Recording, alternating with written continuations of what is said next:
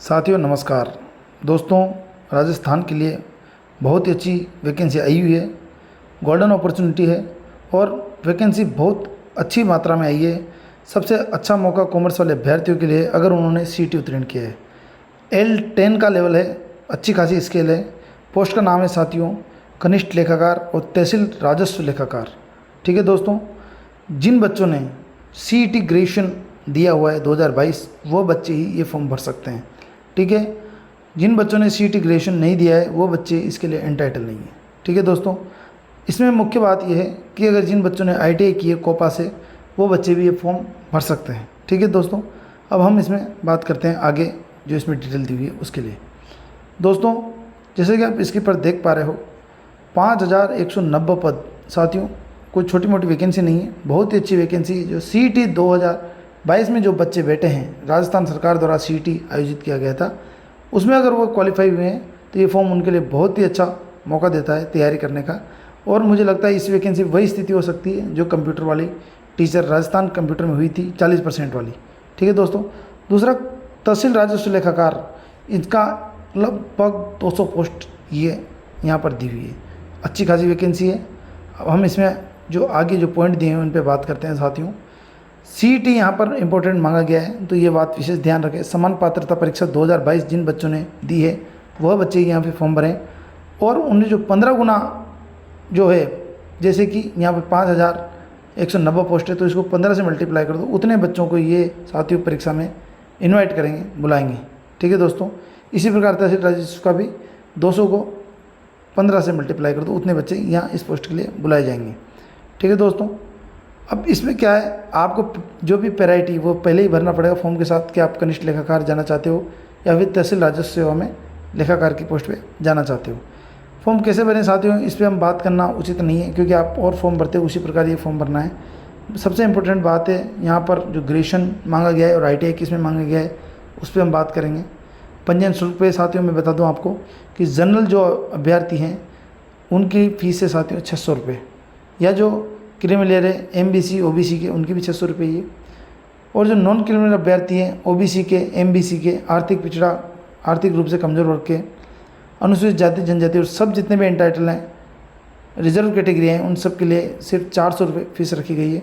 दिव्यांग जन की भी 400 रखी गई है और ऐसे जनरल अभ्यर्थी जिनकी घरेलू आय 2.5 लाख से कम है उनको भी 400 रुपये ही फीस देनी होगी। ठीक है दोस्तों, अगर आप राजस्थान स्टेट से बाहर से बिलोंग करते हैं तो आपको, चाहे आप रिजर्व कैटेगरी हो तो आपको रिजर्व कैटेगरी नहीं मान के आपको जनरल अभ्यर्थी यहाँ पर माना जाएगा।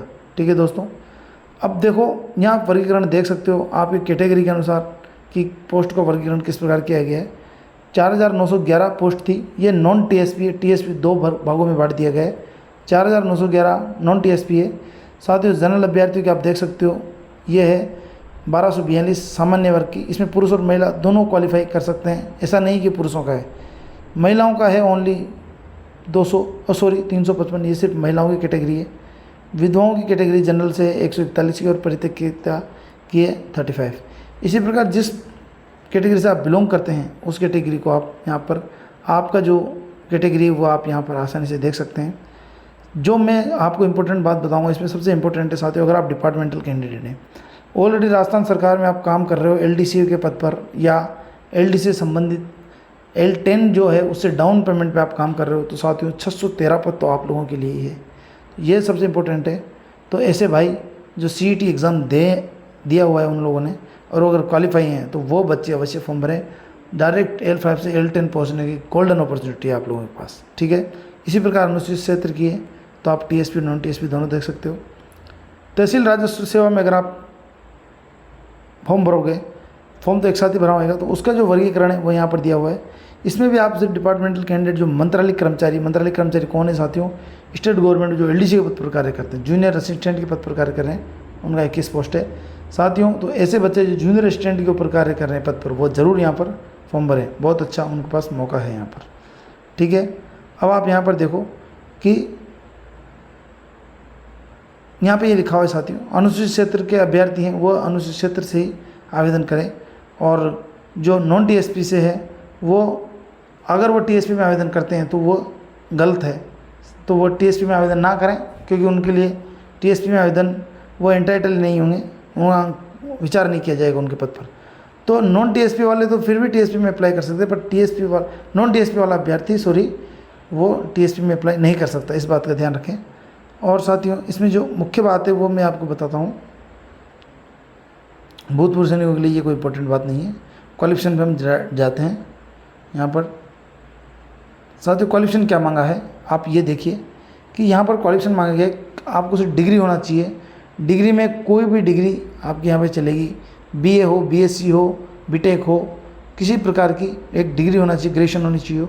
अगर आप ग्रेजुएशन नहीं है तो ये जो संस्थान है कोलकाता का, यहाँ से आप इंटरमीडिएट परीक्षा उत्तीर्ण किए होनी चाहिए।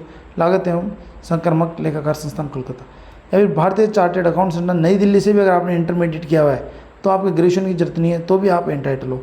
ये दोनों क्वालिफिकेशन करने अगर आपके पास है, या फिर आपने ग्रेजुएशन किया है, इसके बाद भी आपके पास एक क्वालिफिकेशन और होना चाहिए, यहाँ पर और लिखा हुआ है, या तो आपके पास ओ लेवल का सर्टिफिकेट होना चाहिए, या फिर आपके पास कंप्यूटर। साथियों सबसे इंपॉर्टेंट है, आईटीआई वाले अभ्यर्थी यहाँ पर ध्यान दे सकते हैं। कोपा में जिन बच्चों ने आईटीआई की हुई है वो बच्चे यहाँ पर फॉर्म भर सकते हैं, या फिर जो data preparation and computer software, इसमें जो आईटीआई किया हुआ है प्रमाण पत्र मांगा गया है व्यावसायिक प्रशिक्षण का, तो वो बच्चे भी यहाँ पर एंटाइटल कर सकते हैं, पर यहाँ पर बीए होना ज़रूरी है, ये आप ध्यान रखिए। इसके बाद साथियों, अगर आपने कंप्यूटर में डिप्लोमा किया हुआ है कंप्यूटर साइंस में, तो आप आईटी में डिग्री या डिप्लोमा, तो वो बच्चे भी यहाँ पर एंटाइटल हैं। या फिर जिन बच्चों ने कंप्यूटर साइंस या इलेक्ट्रॉनिक्स में पॉलिटेक्निक किया है वो बच्चे भी यहाँ पर एंटाइटल हैं, या फिर जिन्होंने RSCIT कोर्स किया है वो बच्चे भी यहाँ पर एंटाइटल हैं। तो ये बात ध्यान रखें। अगर आपके पास ये क्वालिफिकेशन है तो अवश्य फॉर्म भरें। एज क्राइटेरिया इंपॉर्टेंट है, 21 से 40 वर्ष तक आप फॉर्म भर सकते हैं। जनरल अभ्यर्थी, OBC ST SC अभ्यर्थी जो एज पर रूल है उनका को अकॉर्डिंग वो छूट मिलेगी। इसके अलावा 3 साल तक और छूट दे दी गई है साथियों, क्योंकि पिछले 3 साल से वैकेंसी आई नहीं थी, ठीक है। और जो स्टेट गवर्नमेंट का और रूल है वह लगेगा यहाँ पर। देखो साथियों, मैं बोल रहा हूँ आपको L10 बहुत ही अच्छा बेसिक मिलेगा आपको, राज्य सरकार का L10 यहाँ पर मिल रहा है। परीक्षा का आयोजन यहाँ पर अभी से लिख दिया गया है इन्होंने कि 17 सितंबर को ये परीक्षा आयोजित कराई जाएगी, जो संभावित है, ठीक है दोस्तों। अब हम इसमें आज जाते हैं जो सिलेबस क्या दिया हुआ है। दोस्तों सबसे इम्पोर्टेंट बात है, देखिए कनिष्ठ लेखाकार का जो सिलेबस दिया हुआ है परीक्षा की स्कीम। दोस्तों जो फर्स्ट पेपर है वह नॉर्मल है। फर्स्ट पेपर में साथियों हिंदी है, इंग्लिश है, जनरल नॉलेज है राजस्थान का, जनरल साइंस है, गणित है, कंप्यूटर के सिद्धांत है। मतलब जो फर्स्ट ग्रेड का मैं मानता हूँ फर्स्ट पेपर है, या पटवारी का जो आपने एग्ज़ाम दिया हो तो उसका सिलेबस है, पूरा का पूरा सिलेबस आया हुआ है।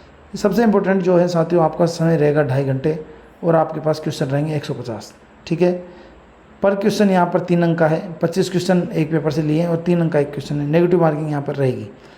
अब ये वैल्यू नहीं करता साथियों। सबसे इम्पोर्टेंट जो है वो ये है जो सेकंड पेपर आपका होगा, ये बहुत इंपॉर्टेंट है, क्योंकि इसमें साथियों कॉमर्स के बच्चों को ऐसा नहीं स्पेशल नहीं मांगा गया, आर्ट्स वाले बच्चे भरेंगे और बच्चे भी यहाँ पर फॉर्म भरेंगे। तो मुझे लगता है कि साथियों ये थोड़ा टफ पड़ेगा जिन बच्चों को कॉमर्स नहीं, इकोनॉमिक्स नहीं है। जिन बच्चों के बीए में इकोनॉमिक्स है तो उनके लिए थोड़ा ईजी पड़ेगा, क्योंकि इकोनॉमिक्स के यहाँ पर साथियों 25 क्वेश्चन आएंगे और 75 नंबर का यहाँ पर कैटेगरी अर्थशास्त्र इकोनॉमिक्स को दे दी है। सीध जो ये बाकी सभी सब्जेक्ट है, लेखा परीक्षा, व्यवसायिक पद्धति, बही खाता, ये कॉमर्स से रिलेटेड है। साथियों मेरा ये मानना है जो कैटेगरी के बच्चे हैं तो उनके लिए तो साथियों अगर वो तैयारी करना चाहते हैं, मिनिमम अगर पासिंग मार्क्स भी लाते हैं तो मुझे लगता है कि शायद संभावना है उनकी यहाँ पर जॉब लगने की, क्योंकि यहाँ पर नेगेटिव मार्किंग रहेगा। और जो कंप्यूटर में जो हालत हुई थी वो हालत शायद यहाँ पर हो सकती है, ये मेरे को लगता है। 35 मार्क्स मिनिमम में एक पेपर में लाना अनिवार्य है, और दोनों पेपरों के मिला के 40% मार्क एग्रीगेट होना चाहिए।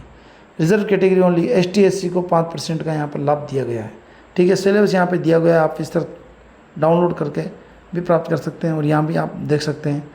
और अगर आपको जॉब करना है साथियों, तो अगर इम्पोर्टेंट है आपके लिए ये पोस्ट, तो मेरा कहना है कि आप यहाँ से ये जो रिजर्व कैटेगरी के लिए तो मैं मानता हूँ, जैसे कि मान लो साथियों बहुत कम बच्चे मिलेंगे इसमें आपको, अगर क्योंकि कॉमर्स वाले बच्चे वही यहाँ पर फ़ायदा उठाएंगे जिन्होंने CET क्लियर किया है। जिन बच्चों का CET क्लियर नहीं है तो आर्ट्स वाले बच्चे भी यहाँ पर और अदर कैटेगरी के बच्चे यहाँ पर बेनिफिट उठा पाएंगे।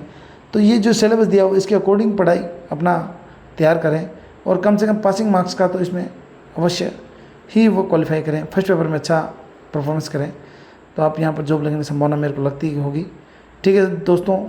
ये वैकेंसी है, और जो मुझे लगा वो मैंने आपको इस वैकेंसी में इससे रिलेटेड बताया है, ठीक है साथियों। धन्यवाद, थैंक यू।